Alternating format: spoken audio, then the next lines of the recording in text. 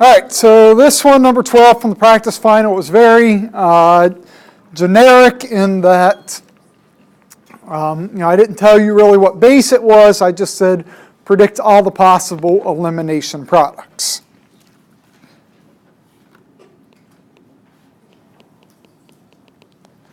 It's probably a little easier to do this through the E1 because the E1 you can kind of consider everything, whereas E2 you do have like more specific requirements, the anti-periplanar stuff, but you could kind of do this through either method. But what you want to see here is that you have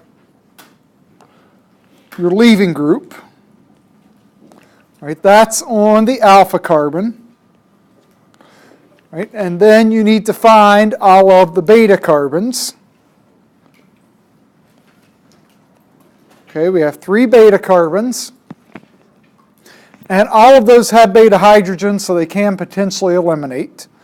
Right? So again, you could think about this E2 or E1, but let's just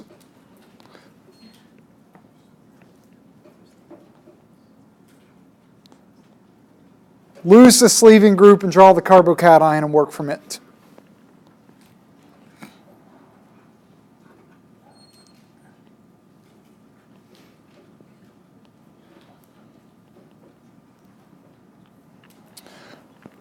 Okay, so if we have this, again, you're still looking at all of your beta hydrogens.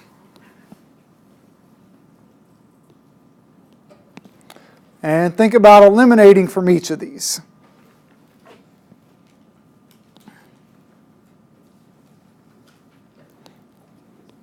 All right, now we're not saying which are the actual products. I'm just saying all of the possibilities if you eliminate from beta hydrogen. Okay, so let's do this one first that I drew in.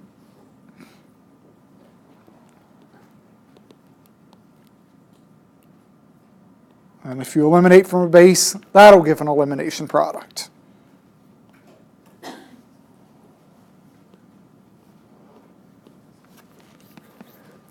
Okay, let's use the same structure and eliminate from the beta hydrogen on top.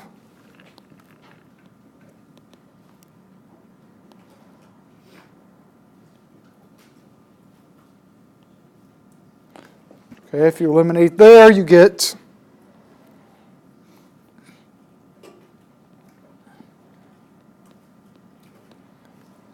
this alkene product. All right, now these two, there's no possibility of E and Z isomers because on this first one, the double bond has 2 methyl groups, so that doesn't have E and Z isomers.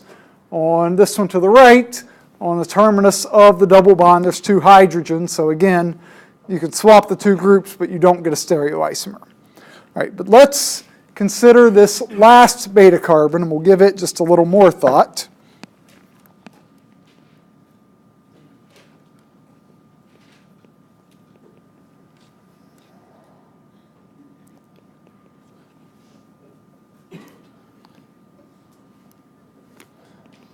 Okay, if you eliminate in this conformation that's shown here,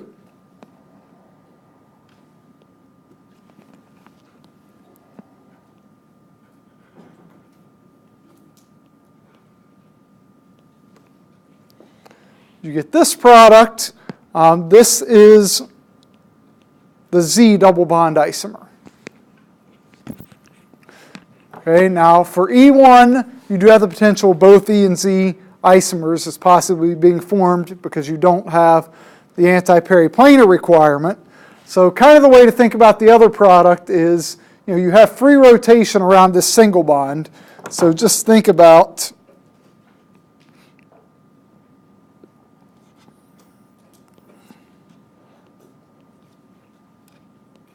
if you rotated around that bond and had this conformation,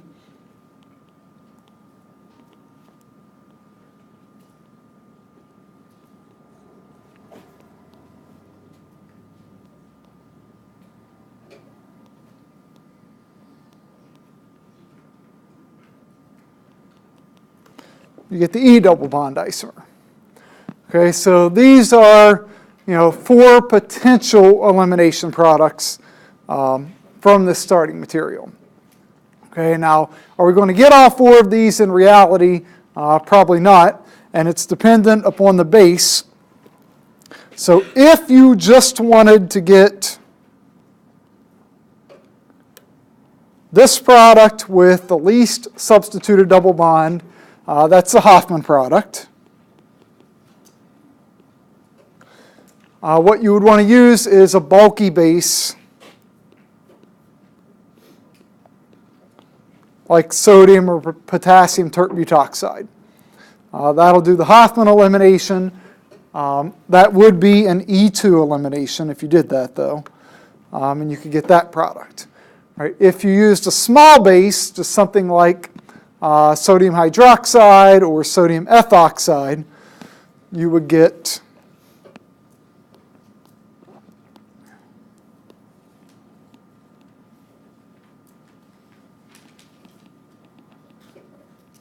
this tetra-substituted alkene. That's the Zaitsev product. Just say sodium hydroxide we could use for that. Okay, so in reality, there's actually not a way to get these 2.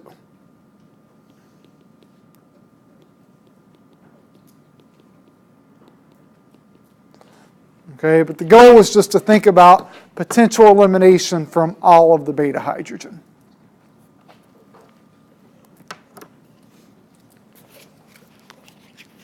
All right, other questions?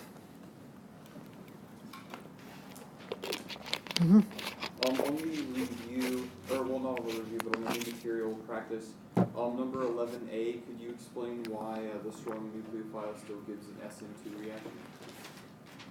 11A. All right, so for this one, the way you want to analyze this, you have a secondary bromide. Okay, secondaries will allow any of your mechanisms.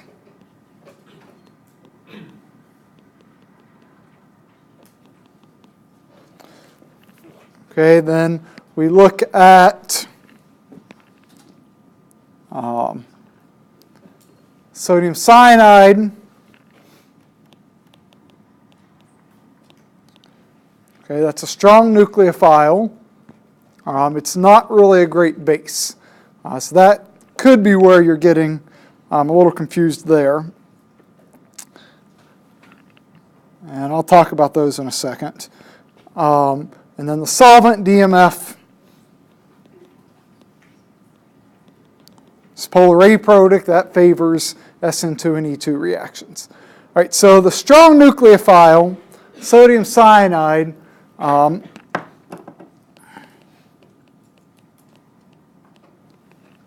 that favors SN2. So the best match you get here is SN2. I can't remember if it was, let's just say this was a wedge. So break that up. Na plus, Cn minus.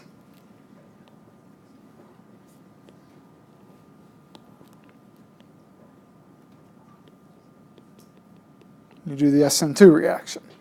All right, so there's a handout that lists like some of the bases and solvents, but just some general, just to try to make it as general as possible so you don't have to know too much. So know that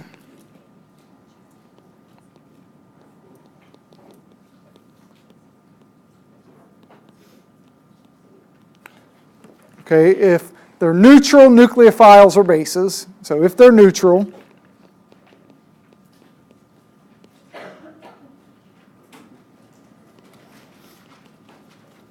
they favor SN1 and E1 reactions. Okay, to that there is a single exception.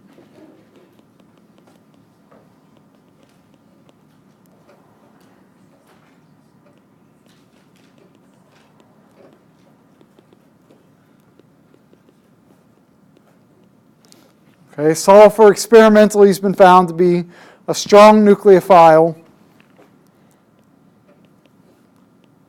So even if you have a neutral sulfur, because it's strong, it favors SN2. Okay, so then that takes us to the negatively charged nucleophiles and bases.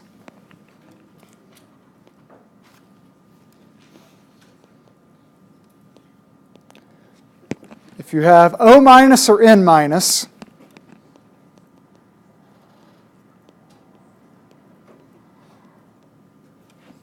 they're strong nucleophiles and strong bases.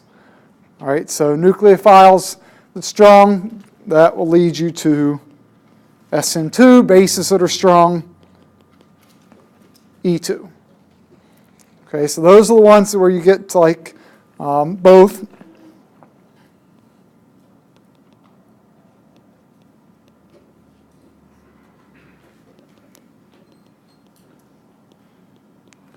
Okay, this is a little bit of a generalization, but this will work for our purposes.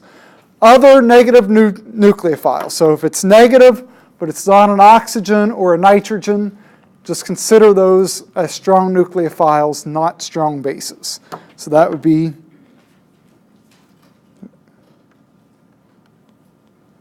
Cn minus, SH minus, a carbon minus, negative halide, so really anything that doesn't fall into the O minus or N minus category.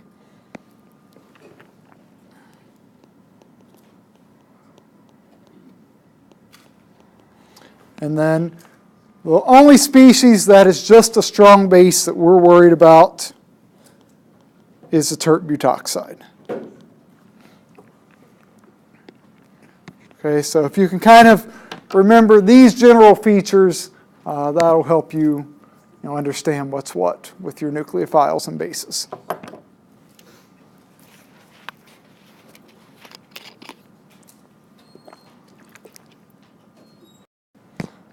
That's the only time you'll draw both two products for that. If if all of your conditions lead you to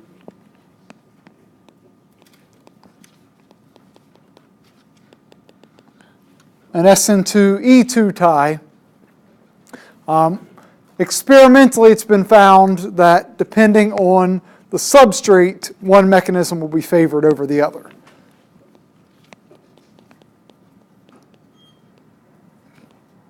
So if you have a primary halide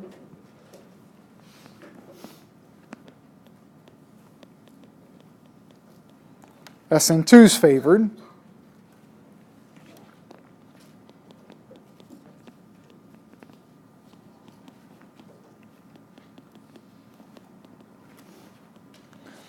If it's a secondary halide, E2 will be favored.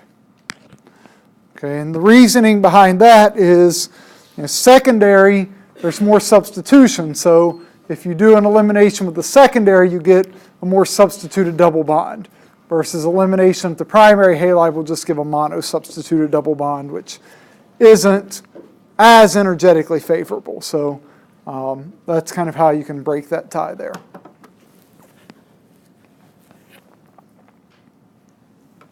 Yeah.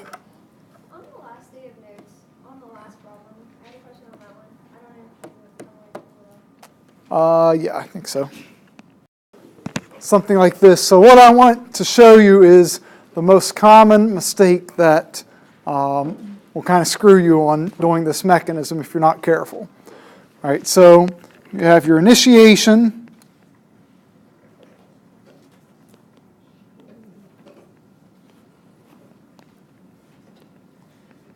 Where the heat just breaks that into two.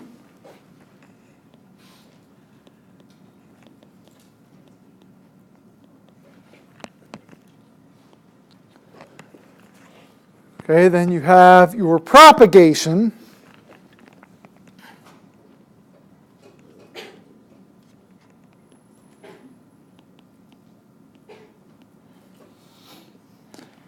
And what you want to do is find the hydrogen on the most substituted carbon. All right, so in this case, we have a tertiary carbon where there's a hydrogen. Let's draw it in.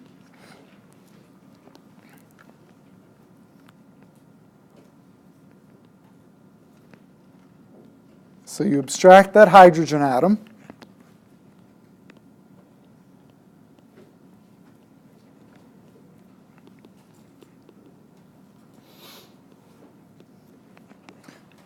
Okay, so here is what, when I put this on finals before, what I would say almost the majority of the people do is they'll say, okay, well, easy now. I'll just take my BR dot, tie those two together.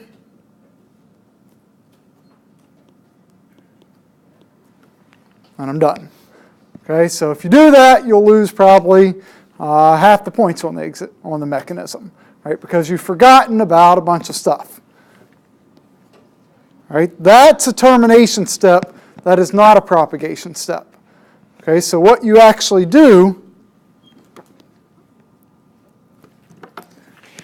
this radical here will run into a molecule of Br2.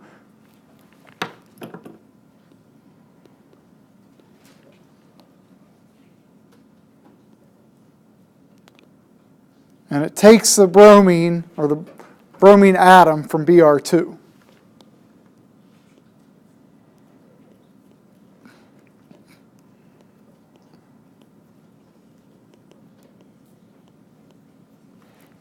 So that is a propagation because this step propagated to generate a new Br radical.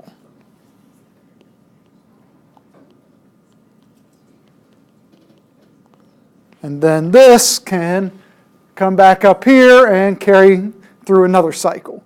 Okay, the reason this is necessary is because out of everything in that solution, there's only a very, very tiny concentration of radicals at any given time. Right? So if you're going to wait on this radical to run into another radical to generate your product, you're not going to get any productive formation of product. It has to be through this propagation step.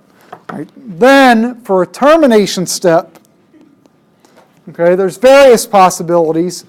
You could do this for a termination step.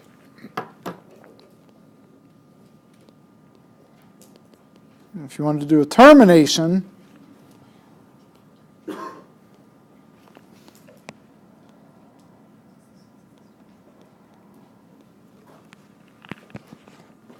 get that product. Right, but that's a termination product. Terminations decrease your concentration of radicals and actually slow down the reaction. Right, so termination really isn't a good thing. It's counterproductive. Okay? So if you were to see a radical mechanism, do not forget about how you do that second step of the propagation.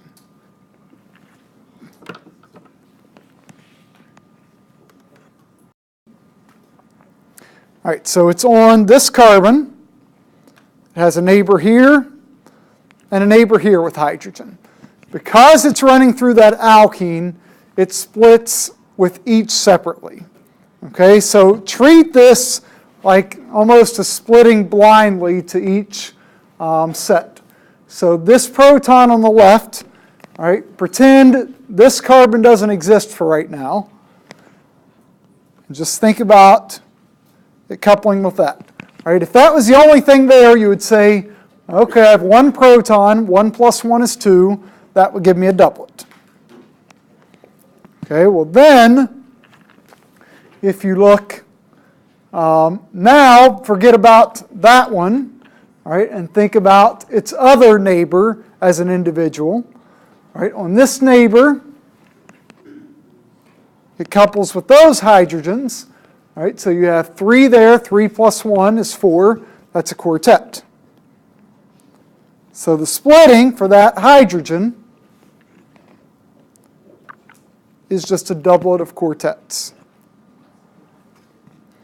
Okay. Let's also do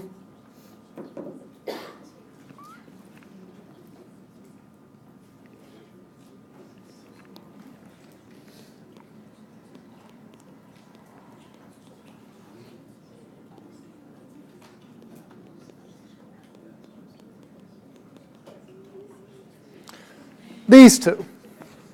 Okay, figure out what their splitting would be. All right? So look at, they're on this carbon. It has a neighbor here and here. All right? One of its neighbors is an alkene. That immediately screws things up, and you have to use complex splitting for that. Okay, so again, let's treat each separately. So it's going to split with this neighbor. All right, this neighbor, there's one proton. 1 plus 1 is 2. That's a doublet. Okay, then it has another neighbor, non-alkene. There's 2 hydrogen on that neighbor. All right, so that will be 2 plus 1 is 3. That's a triplet. So those protons will split as doublets of triplets. All right, again, even though they weren't directly on the alkene, because they were coupled to an alkene proton, that makes everything complex. Yeah? So is it always the lower value that precedes the higher value? Like it's not going to be a quartet of doublets? It actually doesn't really. You could also say a quartet of doublets. It's more traditional to say the lower one first, but it's not wrong to do the other one first. So you could say triplet of doublets and quartet of doublets for those. Yeah. Yeah. All right. So that was the second part. Even most of the people that got the complex splitting right couldn't draw the splitting tree. All right, but if you've ever done a family tree, it's the same thing.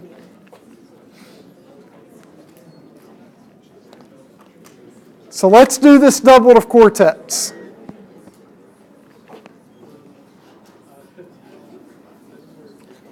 All right, so here's your original signal.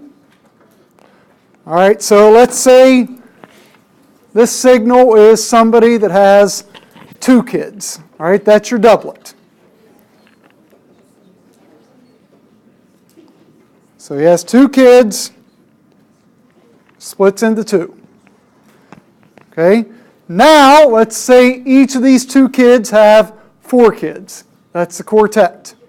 All right, so split each of those into 4.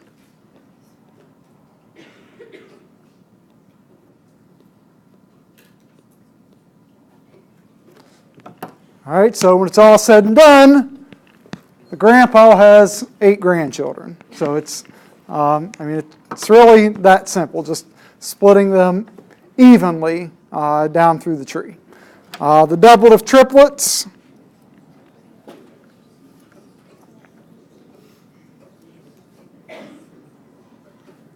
So split it into 2, and then each of these into 3. So when you're done, there's 6 peaks. All right, if you've done it backwards, it doesn't really change the net result. So if you'd done a triplet of doublets, you would start with 1, split that into 3, each of those into 2, but in the end, you still have 6 peaks that show up, so it doesn't matter.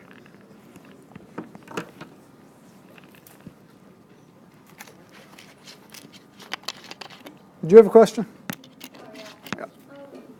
On 11 part 1 problem set, that third question, there's just like more parts. Which problem set? 11 part 1. 11 part 1.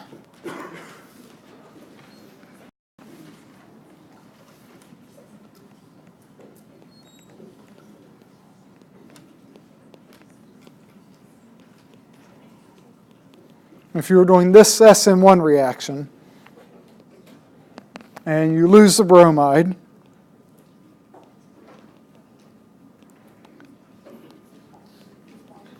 that's a tertiary carbocation. It's pretty much as happy as it's going to get, so it's not going to rearrange. So you just work with that.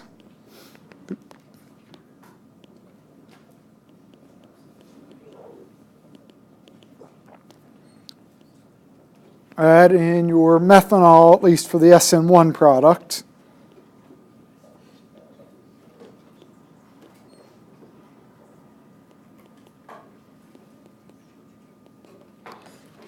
And then since this was neutral, you need a step to take that proton off.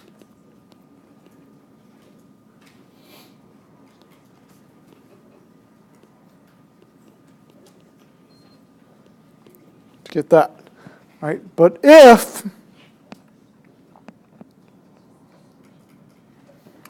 this had been a secondary bromide,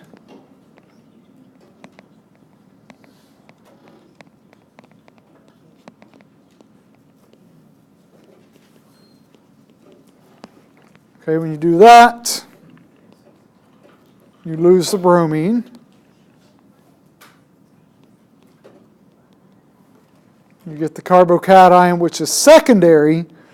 So secondaries would like to be tertiaries if they can rearrange to become one. And in this case, it can. So you can do just a methyl shift here.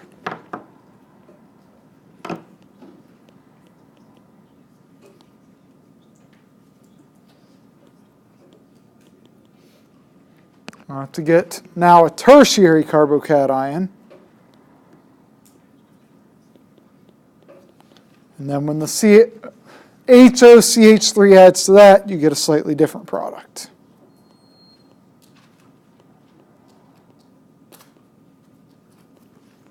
Does that answer your question? Yep. So always be on the lookout for carbocation rearrangement, but basically what you can say is if your carbocation is resonance stabilized, so if it's allylic or benzylic, it's happy, it won't rearrange. If it's tertiary, it's happy and it's not going to rearrange. And really, we don't do E1 and SN1 with methyls and primaries. So really all you have to watch out for is if you get a secondary carbocation, look to see if you can rearrange it to make it more stable. Yeah. 11H. First thing you want to do is figure out the mechanism. And this is a primary bromide, but it's not just primary, it's next to a double bond, so it's primary allylic. Okay, so like secondaries, allylics and benzylics open up the possibility for any of the four mechanisms.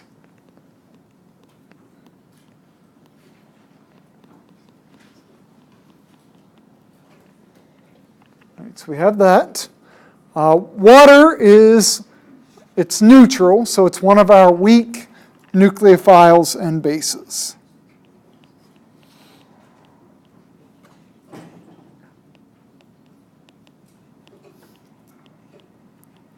Remember, with the weak neutral ones, you don't really specify. They can do substitution just as well as elimination.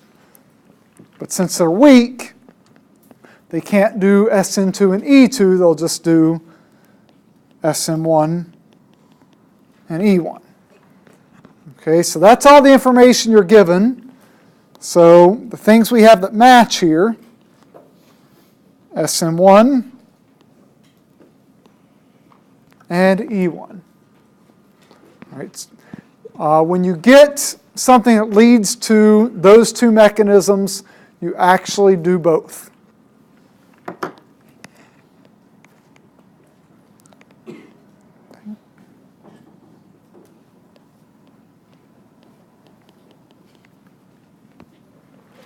All right, so let's do that. And remember, the first step in SN1 and E1 is carbocation formation. So we'll lose our leaving group.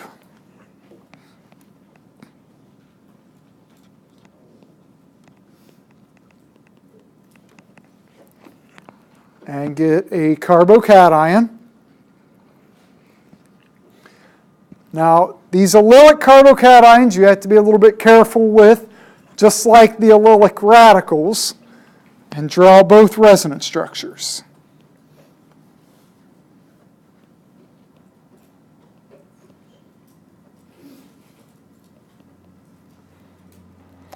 So that's why we did resonance at the beginning, because it keeps being important. It'll be even more important for you next semester.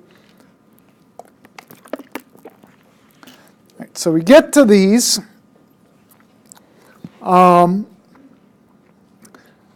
Then for substitution, basically just water adds, so you end up with an OH where the positive charge is. Right, so if I do a substitution,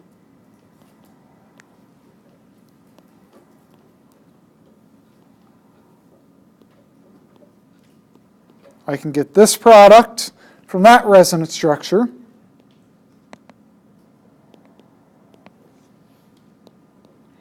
Or from the other resonance structure,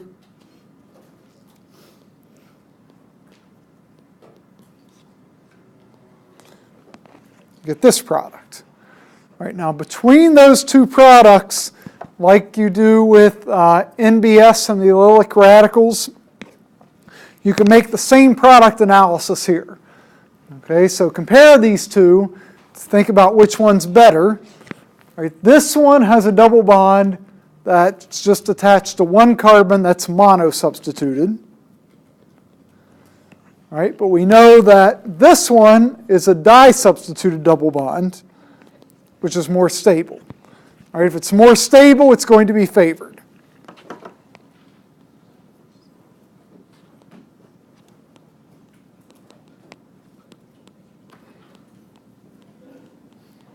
Okay, that's the major SN1 product. All right, now for the E1 elimination, you need a beta hydrogen.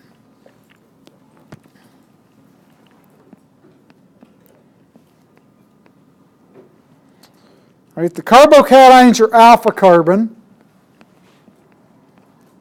The next carbon over is beta. All right, you do have a beta hydrogen here, and really this isn't something we really got into this semester. But if you were to eliminate from that beta hydrogen, it's not really a very good thing, because you get like two double bonds right up against one another.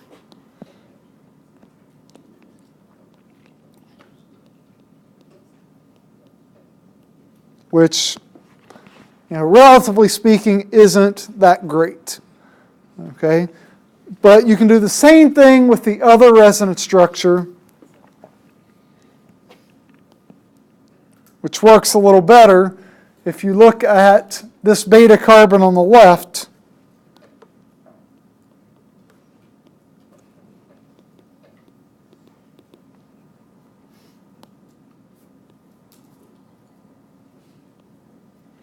and use water as the base.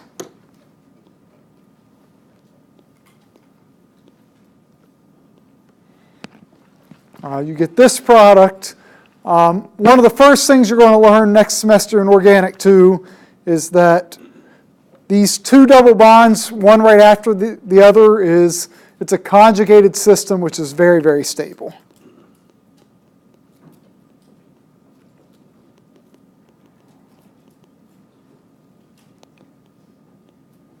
So this happens to be the major E2 product. But really, we didn't have the time to get into all those specifics in class. So, the examples that would be on the exam won't involve, little details like this that we didn't actually cover.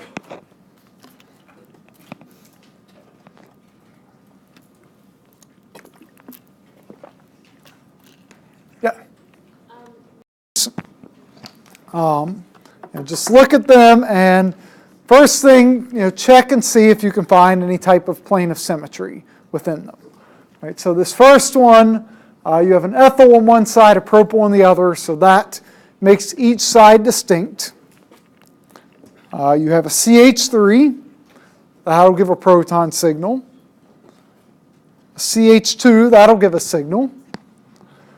All right, now on the other side, one thing that people that sometimes mess this up will do is say, well, this CH2 must be the same as the one on the left.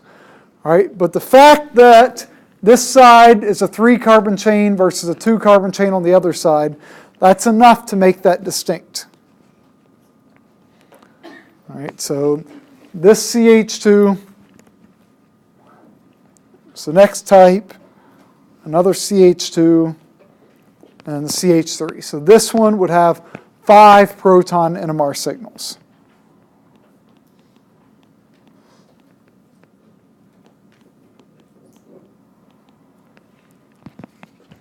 Okay, now this next one, what you want to spot there is that at this carbon, you do have not a molecular plane of symmetry, but you do have a plane of symmetry between these groups. These ethyl groups are the same, right? Since they're the same, they'll be equivalent. So first we have our CH3, that's the first type. On this central, or this tertiary carbon, you have a hydrogen, that's the second type. And then you have the CH2, we'll say that's C, the CH3 is D. Okay, but that ethyl is the same on the bottom side, so you just have C and D again. So this one would only have 4 NMR signals, or 4 distinct hydrogens.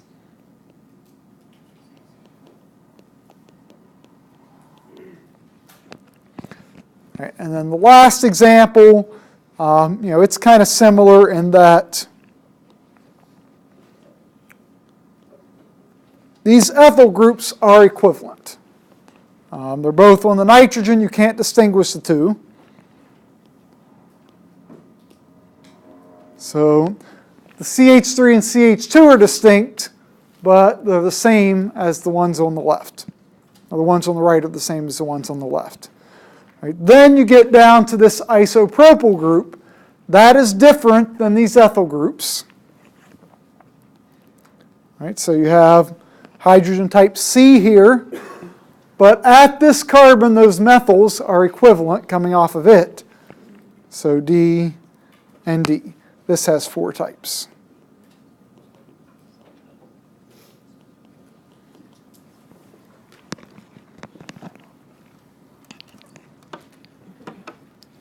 Yeah. Can you do one more example with like an aromatic ring with 2 different?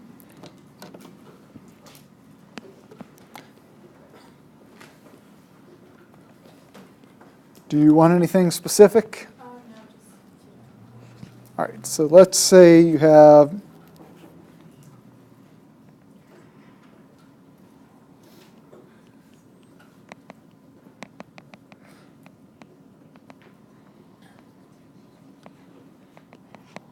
let's do this. All right, so this one, actually let's do 2 more.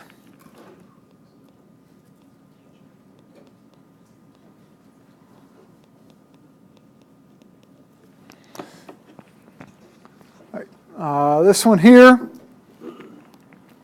what you want to immediately recognize is the symmetry plane that runs through the ring. Because those 2 groups are the same, it is symmetric. So you have the CH3 group on this carbonyl, but it's mirrored on the other side, so that'll be the same. Right, then you have these 2 hydrogen on the ring that are mirrored. That's a type, so that's B. And then further around the ring, you have another type, which is C. Okay, now C and B are distinct because B's closer to that substituent on the ring than C, so you can distinguish it just based on positioning. So this one would have 3 types. Remember that where these groups are attached to the ring, those carbons already have 4 bonds, so there's no hydrogen there to worry about. Then Then on the second example, though, you have two different groups. Now you don't have that plane of symmetry. So the OH is a type. CH3 is a type. But since there's no symmetry plane, all of the aromatic hydrogens are distinct from one another.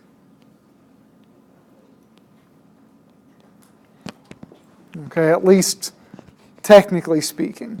Right, now, a lot of times, you might remember when you saw these in lab, a lot of times these peaks overlapped and gave you a mess, but ideally, you should see 4 distinct signals in the aromatic region and the other 2 signals in their relative regions.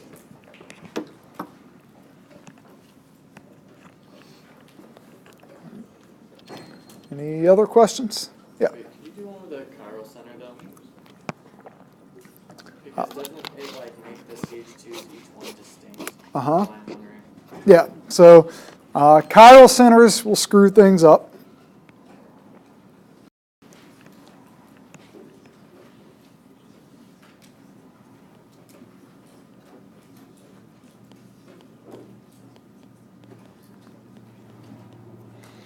So once you have a chiral center, what that really affects is your CH2 groups. Okay, so what you should do if you have that is draw out the hydrogens on dashes and wedges at the CH2s only. All right, it doesn't mess up your CH3s.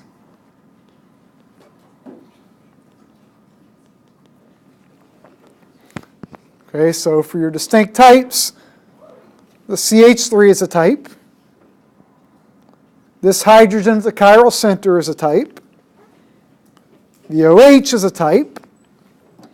But now, each of the 2 hydrogens in every CH2 are distinct because of that chiral center. Oops, that should be C.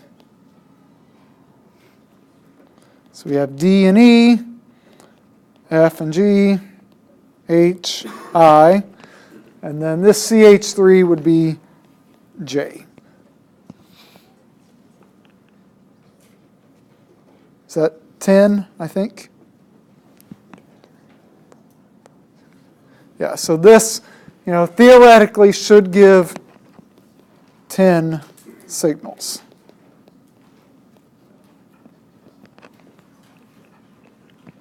All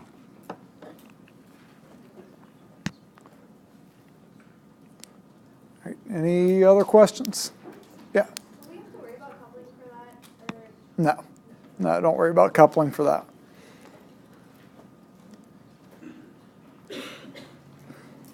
Yeah? How do you do the shielded and de-shielded thing?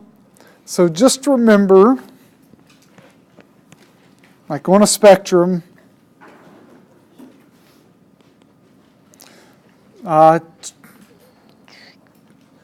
towards 0 parts per million, to the right side,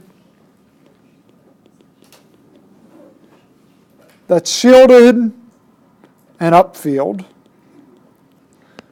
To the left side,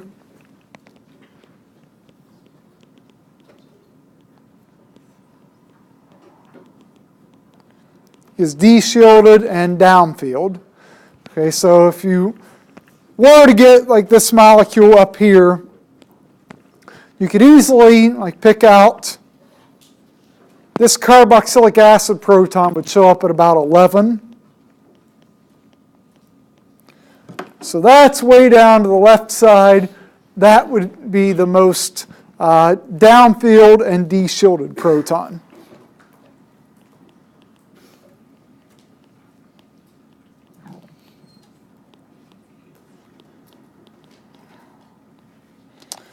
Then this one's a little tricky for the shielded and upfield, but CH3s show up more upfield than CH2 groups.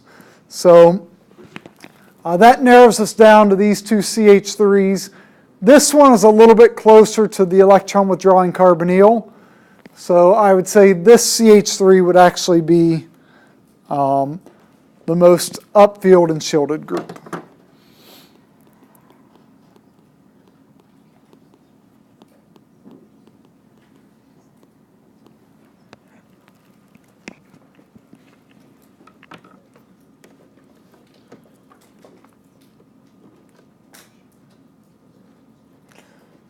Okay, and if you're worried about the NMR, the best thing I can tell you is, honestly, for the NMR problems, if you can't answer them, you should really be ashamed. Okay, so the NMR stuff is not hard on the final.